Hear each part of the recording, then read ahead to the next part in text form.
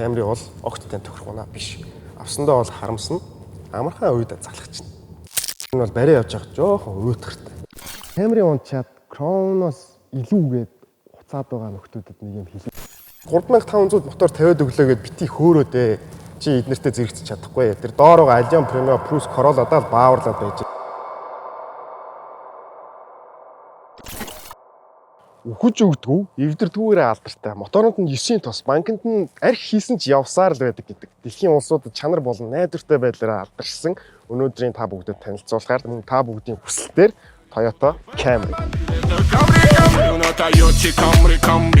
На мне драгоценные камни. Детка, быстро замри. Детка, быстро замри. Еду на Toyota Camry. На мне драгоценные камни. Детка, просто замри. Детка, просто замри. Еду на Toyota Camry. На мне драгоценные камни.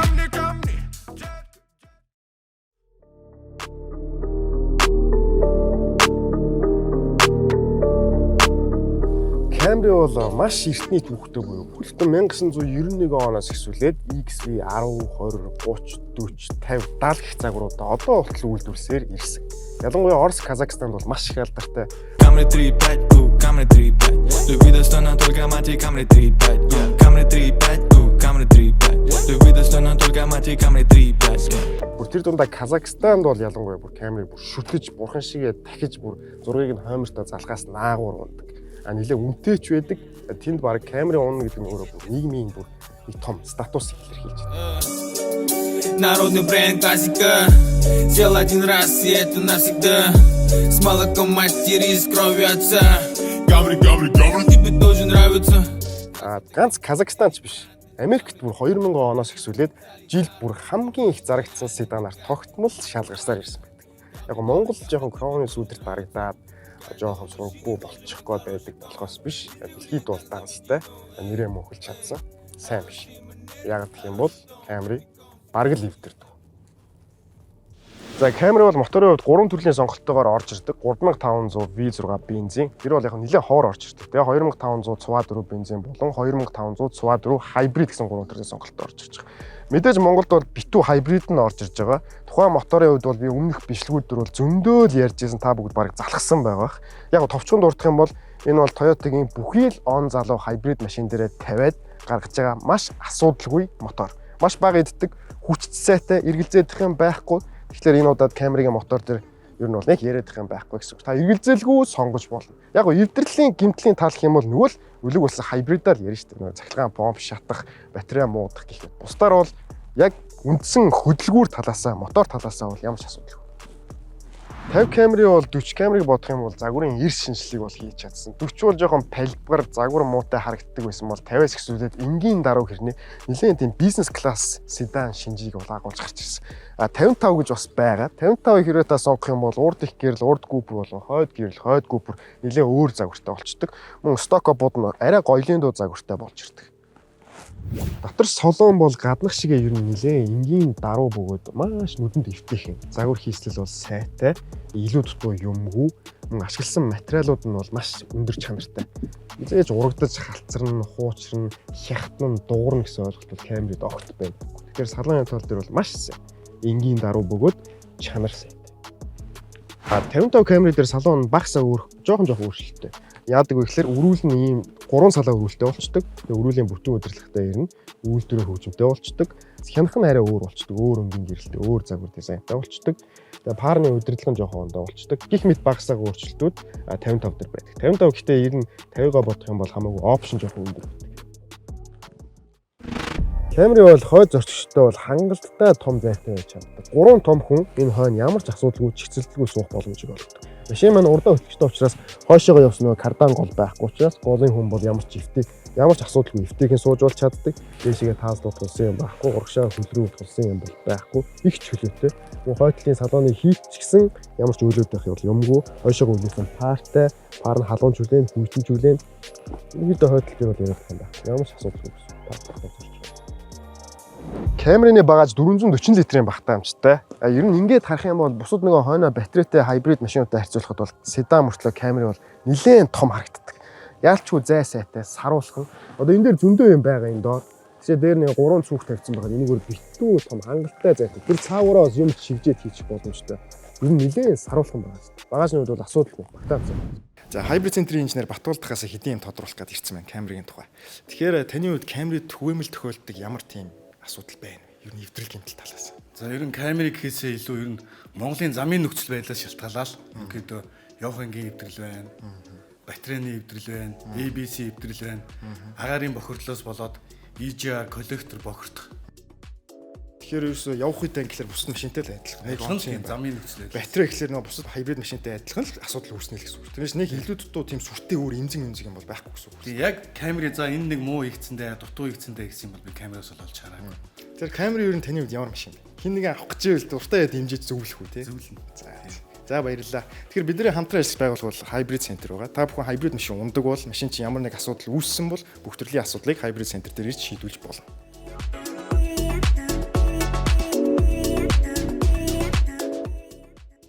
Camry-г бол яг бариад явж явах үед бол маш хэвтийхэн байдаг. Өрүүлэн зөөлөн, цонхон цэлгэр, суудлал нь өндөр, явдал нь тухтай.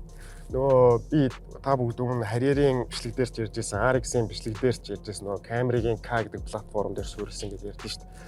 Toyota бүр яг анханасаа Camry дээр зориулж K гэдэг нэртэй платформ буюу суурийг гаргаж ирсэн. Тэгээ энэ суурин дээрээ босгосон, яг өөрт нь зориулсан суурин дээр энэ машиныхаа кузовыг угсарсан гэхлээр Camry-гийн бүх юм нь маш тийм эвтэйхэн өөрт нь зогсон. Яг нөгөө нэг давс хужир нь таарсан гэдэг шиг Camry-гийн бүх юм нь өөрт нь маш гоё зогцсон байдлаар шийдэгдсэн байдаг. Гэхдээ ганцхан дутагдaltaй сул тал байгаа. Энэ юу вэ гэхээр энэ урдаа хөтлөгчтэй энэ Camry зориулсан платформ нь урд амаржны нөгөө миний байнга ярьдаг дээд гар гэдэг зүйл ерөөсөй байдаг. Дээд гартай болсон тохиолдолд машин ямар давуу талтай байдаг вэ гэхээр холын замд маш гоё намблаг болоод ирдэг. Донслог маш сайн шингээж чаддаг. Хоёр дахь юм бол дээд гартай амортизаторууд маань энэ суналт маш сайтай ирдэг. Тэгэхээр ямар ч нүхтэй ирсэн нүхэн дээрээ нөгөө тат гэж дээдлэлтэй тулахгүйгээр нүхийг зөөлхөн гаргаад түг гэж гараа явчих тийм боломжийг олгож идэг. Toyota-гийн дандаа нөгөө хойно хөтлөгчтэй Crown-ууд байна, Lexus-ийн IS, GS-үүд байна, Toyota-гийн Mark X байна гэх мэт машинууд бүгд урд амортизаторын дээд гартай байдаг учраас яалтчгүй холын зам жоохон илүү явдаг. Гэхдээ яагаад үнэхээр урдаа хөтлөгчтэй болохоор л энэ амортизаторыг шийдэх тийм боломжгүй болчдөг юм байхтай гэд бодохоор үгүй. Hyundai-гийн, Sonata-гийн 6, 7, 8 бүгдэнд нь байдаг. Sonata адилхан урдаа хөтлөгчтэй. Тэгсэн мөртөө урд амортизаторын дээд гарны шийдэл. Ийм ч учраас Camry гიშгээд холын зам Sonata-г бардгүй нэг талаараа юм учиртай. Зөвхөн энийг л шийдээд өгсөн байсан бол Camry нэлээд өөр төвчний машин болж чадах байсан. Яагаад ч юм энийг урд гарны шийдлээр шийдэх. Toyota-д нэг учир байдаг юм уу мэдгүй. Уул нь Camry шүү дээ. Барихад дэвтэйхэн, зай томтой, бага идж байгаа, мотор хүчтэй юу хүчтэй. Гэхдээ нэг л юм жоохон дутагдаад нэг тийм хоосон мэдрэмж төрүүлээд идэг. Ер нь бол барай явж байгаа жоохон өөдгөртэй. Ялангуяа удаан идлээд хэрэглээд ирэх юм бол ялангуяа залуу хүмүүс нэг тийм жоохон тийм час хийсэн амьгүй мэдрэмж төрүүлэх. Нэг тийм амьтай юм дутагдаад тэгээ Camry унаад идлээд явж яхад. Тэгэхээр залуу хүмүүс бол сонгох юм бол жоохон амархан үдчих талтай. Camry бол ер нь маш найдвартай сайн, эзэндээ ээлтэй ч гэсэн эвдэрдгүй баталгаатай машин ч гэсэн нэг тийм перформанс буюу гүйцэтгэл талаасаа жоох юм дутагдаад байдаг. Нэг ёсондоо та хэрвээ одоо таны машиныг ингэж унах сонирхол чинь зүгээр л нэг энгийн намайг нэг А цэгээс Б цэг рүү ямар ч асуудалгүй хүргэцтгэл байхад болно. Бусад юм бол нэг хамаа байхгүй гэж юм бол та эргэлзэлгүй Camry-г бол сонгож болно.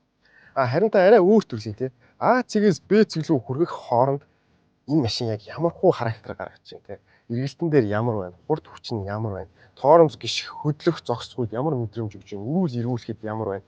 Жолоодлогоос кафег илэрхийлж хайж ундаг төрлийн хүн бол Camry бол огттой тохирох юм биш. Авсандаа бол харамсна, амархан үед залах чинь. Эхний хүн байх юм бол хамаагүй. Тэр зорилгоо Camry бол маш сайн биелүүлдэг. Нэг А цэгээс Б цэг хүртэл ямар ч асуудалгүй аваад чинь энэ итгэлийг хийзэж шалтгаалдаг.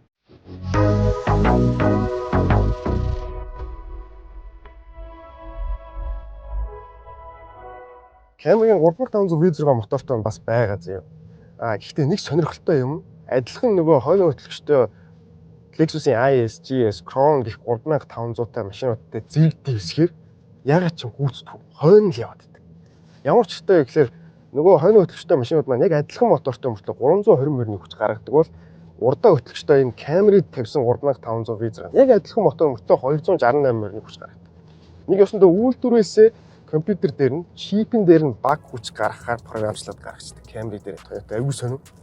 Тэгэхээр энэ юу гэсэн үг вэ гэхээр урдаа хөтлөгчтэй машина Toyota ямагт хойно хөтлөгчтэй машины доор байлгах гэж үздэг гэсэн үг. Жохон ингээд дараад байдаг гэсэн үг. 3500 мотор тавиад өглөө гэд бити хөөрөөдөө чи эднэртээ зэрэгцэж чадахгүй. Тэр доороо Allion Premio Plus Corolla-даа бааварлаад байж байгаа юм шиг тэгэл тэгж хандсан гэсэн үг аюу сонир. Яагаад ч юм бүү. Угаасаа Camry гэдэг машины зорилго нь бол маш энгийн байсан. Амьдралд ойрхон байхаар бүтээгдсэн байсан. Зорилгынхоо төлөө л явсан, зорилгооч маш сайн биелүүлсэн. Тэгэхээр энэ тал дээр бол нэг яриад байх юм байхгүй гэсэн үг. Camry-г бол ерөнхийдөө нэг хоёр төрлийн хүн л авч ундаг. Эхнийх нь болохоор машины талаар ямар ч мэдлэггүй, баримжаагүй, нэг машин сонирхдаггүй хүн Camry ер нь сайн гэсэн гээл авчдаг. Хоёр дахь нь болохоор нэлээд олон машин унж үзсэн хүн, нэлээд олон төрлийн машинтай ноцолдож, ухаж, эдэлж үзсэн хүн эцсийн эц. За Camry л ер нь амар дөө гэж авдаг. Магадгүй та яг урдаа хөтлөгчтэй мөртлөө Camry-тай адилхан бас тийм чанартай, арай гоё, арай тансаг машин болохыг хүсэж болох юм те. Тэгэх юм бол нэг вариант байгаа. Lexus-ийн ES300 л аваад байна. ES300 хай. Яг адилхан дуу тусгаарлалт нь жоохон илүү, тэг хөгжмөнийхэн дугуйлт нь бага зэрэг илүү. Энэ бол гоё вариант. Нэг хүн манай YouTube channel дээр ингэж хэлсэн байлээ л дээ. Camry унчаад Crown-оос илүүгээд хуцаад байгаа нөхдүүдэд нэг юм хэлээч гэсэн байсан. Тэгэхээр энэ тал дээр бол юу гэж хэлмээр байна гэхээр Camry Crown 2 бол шал өөр машин. Ялангуяа эн чинь нэг нь урдаа хөтлөгчтэй, нөгөөх нь хойно хөтлөгчтэй. Тэгэхээр урдаа хөтлөгчтэй болон хойно хөтлөгчтэй хоёр машиныг харьцуулах нь шал утгагүй. Ягаад гэх юм бол жолоодлого нь шал ондоо байдаг, хоёулаа сул талтай, давуу талтай нэлээд ялгаатай байдаг. Тэгэхээр Camry-г ямар машинтай харьцуулах зүгээр вэ гэхээр Hyundai-гийн Sonata ч юм уу, Volkswagen-гийн Passat ч юм уу, Honda-гийн Accord-той харьцуулах нь арай зүг. Crown-ыг GS, IS-тэй харьцуулах нь хамаагүй утгатай болж байгаа. Логикийн зөв гэсэн үг. Гэхдээ яг энэ хоёрыг тулаад хүчээр харьцуулах гэж үзье гэх юм бол Crown бол тухайн цаг үедээ Crown Toyota-гийн flagship sedan гэж явдаг байсан учраас яалтчгүй ирэмбэрээ Camry-гийн дээр л байрладаг. Тэгээд ч урдаа хөтлөгчтэй машин ямагт хойно хөтлөгчтэй машины доор байрладаг. Тэгэхээр би энэ тал дээр нэг олон юм уушрах шаардлагагүй. Crown яг хөө мэдээж арай илүү. Camry гэхдээ дутуу байлаа гэж чанараараа бол дутуу гэсэн үг бол биш шүү. Энийг санаж авах хэрэгтэй. Эцэстэн дүгнэлт хэлэх юм бол Camry бол үнэхээр сайн машин. Үнэхээр чанартай хийгдсэн, чанартай бүтээгдсэн. Хамгийн гол нь та машинаас нэг юм хүсдэггүй, тэнийг А зэгээс Б зэг хүртэл явруулахгүй хайчдаг найдвартай унаа хайж байгаа эргэлзэлгүй Camry-г сонгох хэрэгтэй. Та өөрөө сайн унж чадах юм бол эргээд маш сайн Camry бас үнээр барьж чаддаг шүү. Өнөөдрийн дугаараар хамт байсан та бүхэнд баярлалаа. Дараагийн дугаараар уулзлаа. Түр баярлалаа.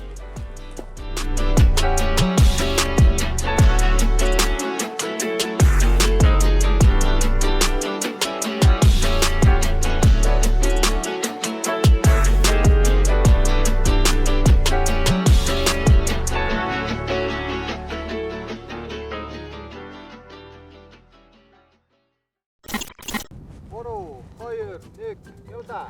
50 Camry-гийн ерөнхий гадна дизайн бол маш тийм илүү дутуу юмгүй цэвэрхэн. Шот Camry шилждэг шастай тийш. 3 2 1 явлаа. 50 За 3 2 1 явлаа. 50 Camry би яг Camry гэж хэлээд байгаа юм бэ. Сони бич гэсэн юм байхгүй нэ. Их тийж урагдаж халцардаг ч юм материал бол байх. Яава. Юу гимбар нь иргэжийдэг шаасгааш. 3 2 1 явлаа. Нэг хүн манай YouTube сувг дээр нэг ийм комент хийсэн байна л л дээ. Camry унчаад Crown юм багаж бол маш нэлээд том сайн багажтай байдаг. Сайн багаж гэж юу гэсэн үг бэ? Хэрвээ та сайхан унж идлээс сайн байж чадах юм бол сайн байж бишээ. Тэ сайн эзэн байж чад.